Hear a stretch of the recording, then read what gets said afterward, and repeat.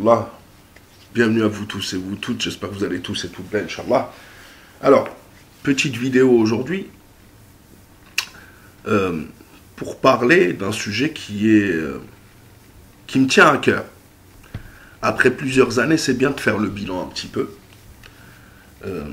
Et je l'ai souvent dit, le mensonge et la manipulation prennent l'ascenseur, mais la vérité prenne l'escalier. Je veux vous parler du Soudan. Le Soudan, on se rappelle tous qu'il y avait eu des troubles en même temps à peu près que l'Algérie. Et qu'à l'époque, on parlait de période de transition et le Soudan était entré dans une période de transition. Et à l'époque, beaucoup de nos traîtres et beaucoup de pseudo-partis politiques, c'est pour ça, là, je vois le FFS qui appelait à l'époque, on va en parler après, le FFS par exemple, mais aussi les médias français et la France officielle, qui voulait, la France par ingérence, par esprit paternaliste et de supériorité, et surtout pour pouvoir mater l'Algérie. Et il n'y a pas qu'elle, l'entité aussi, les États-Unis, l'Occident, avait appelé l'Algérie, on se rappelle par exemple cet article du Point, l'Algérie et si l'armée s'inspirait de la transition au Soudan. Ah oui, une période de transition de plusieurs années où l'Algérie allait sombrer. C'est ce que je disais à l'époque. Qu'il était impossible dans le monde actuel, qui était en plein changement déjà à l'époque, et où il fallait être fort et être présent maintenant, et on voit les résultats, il était impossible d'entrer dans une période de transition, encore plus avec des pseudo-politicards comme les nôtres. Et il y avait plusieurs articles, Le Point, il y a aussi Le Figaro, si je ne m'abuse. Le Figaro, l'armée doit négocier une transition comme les Soudanais, en reprenant bien sûr les articles et les déclarations des uns et des autres de nos traîtres à nous. Que s'est-il passé depuis? Pour l'Algérie, on le sait. Nous travaillons. Plusieurs gouvernements, Premier ministre, etc., en prison, des oligarques en prison, un nettoyage qui est en train de continuer à se faire, et ça ne se fait pas du jour au lendemain. Le monde entier qui convoite l'Algérie, on a vu le monde entier défiler en Algérie, tous les présidents du monde, hein, à part celui des États-Unis peut-être, et la Chine. Mais Abdelmadjid Tebboune a été invité par Xi Jinping au sommet des BRICS. On voit que l'Algérie va adhérer aux BRICS. L'invitation de Tebboune par Poutine en Russie. Et l'Algérie qui s'est imposée comme acteur majeur sur la scène régionale. Une économie qui va mettre du temps, mais qui est en train de se mettre en marche. Des exportations hors hydrocarbures record cette année, 7 milliards de dollars, 2 ans après cette fameuse période de transition que nous avons. J'ai été parmi ceux qui étaient contre la période de transition bien avant le Hirak de 2019, etc.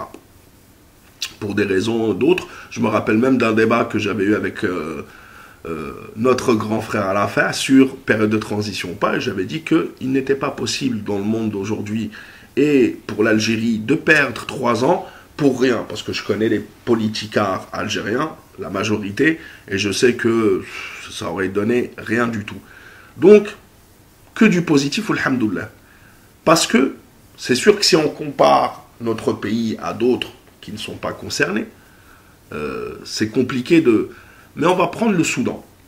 Le Soudan est parti dans une période de transition, avec des personnes nommées, chaque pays étranger ayant de l'influence au Soudan a placé ses pions. Et ça a donné une crise économique sans précédent. Le Soudan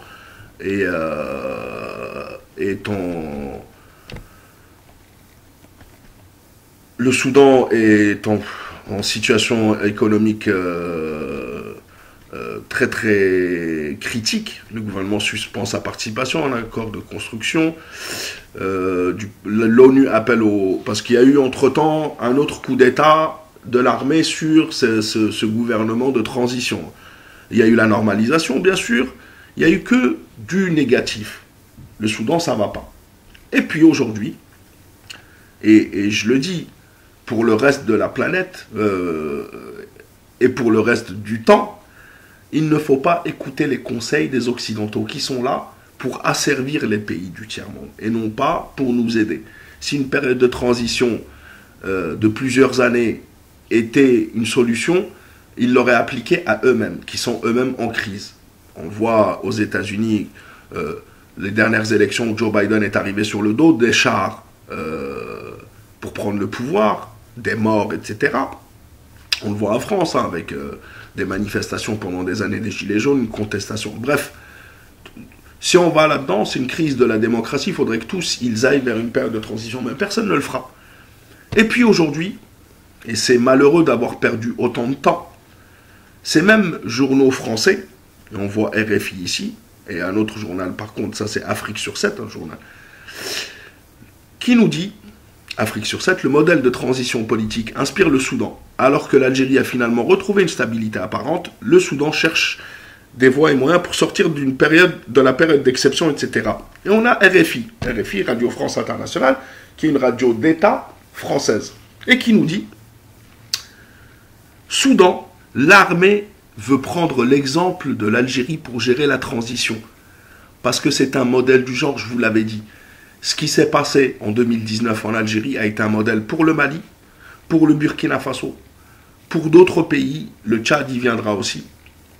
On le voit, le Soudan veut s'inspirer de l'Algérie. On va lire un petit peu l'article. Puisque le chef d'état-major de l'armée soudanaise, Mohamed Othman El-Hussein, s'est rendu à Alger à la tête d'une haute délégation militaire le 22 novembre. Il y a rencontré son homologue Saïd Chengriha et des discussions ont porté surtout sur des questions sécuritaires. L'expérience politique récente en Algérie et au Soudan possède quelques points communs. C'est l'armée qui a destitué les deux présidents dans les deux pays après blablabla, ça ne nous intéresse pas. La période de transition s'est plus ou moins bien passée en Algérie et le pays a réussi à organiser des élections. Eh oui, parce qu'on n'a pas eu de période de transition. On n'est pas sorti de la Constitution. On n'a pas fait une période de transition comme ils le voulaient. On se rappelle de Le Drian et Macron qui lançaient des pics. Oui, nous voulons une transition, il faut qu'on écoute les Harkis, il faut qu'on écoute Amir.fr et qu'on fasse une période de transition de 3-4 ans, qu'on leur donne le pouvoir. Bref, je ne vais pas rentrer dans le détail. Organiser des élections, alors que celles prévues ce 21 novembre au Soudan n'ont pas eu lieu. Eh oui, pourtant c'était 2019, 2020, 2021, 2022. Quand est-ce qu'ils sortiront de cette crise? Ça va être compliqué en tous les cas. Ils vont utiliser le modèle algérien pour sortir de cette crise. Vous voyez comment on a eu raison, alhamdoulilah. Parce que il faut revenir sur les trucs parce que cette question risque de, même dans 50 ans, nos enfants, nos arrière-petits-enfants s'il faut, ne tombez jamais dans les conseils des Occidentaux. Les périodes de transition longues, etc., ne servent à rien si ce n'est à faire normaliser les pays et à obtenir des choses que tu n'obtiendrais pas dans un État qui n'est pas en période de transition. Quand en période de transition, tu recherches la légitimité auprès des étrangers. Là, on a réglé le problème entre nous. Le coup d'état de l'armée a changé la donne. La période de transition est prolongée de 14 mois, mais le nouvel accord entre militaires et civils tarde à se concrétiser. L'armée soudanaise se trouve dans l'impasse et l'unité du pays est désormais menacée. Elle est à la recherche d'une issue et devra faire face aux défis internes et externes. Ben oui. Insécurité en Libye. Les deux armées sont également confrontées aux problèmes d'insécurité à leur frontière avec la Libye, ce qui les oblige à se coordonner sur ce dossier. D'où la nécessité de conjuguer leurs efforts pour relever les défis sécuritaires et renforcer les relations de coopération entre les deux pays. La multiplication des contacts entre les deux armées va en s'accélérant. Le rapprochement s'opère aussi sur le plan politique et économique, et on en reparlera, comment l'Algérie est en train de reconquérir des pays qui étaient perdus à la cause de la normalisation. Ce n'est pas la politique de la chaise vide qui doit être importante, c'est d'occuper le terrain. Et l'Algérie, c'est ce qu'elle est en train de faire. Donc ça sera un autre sujet encore.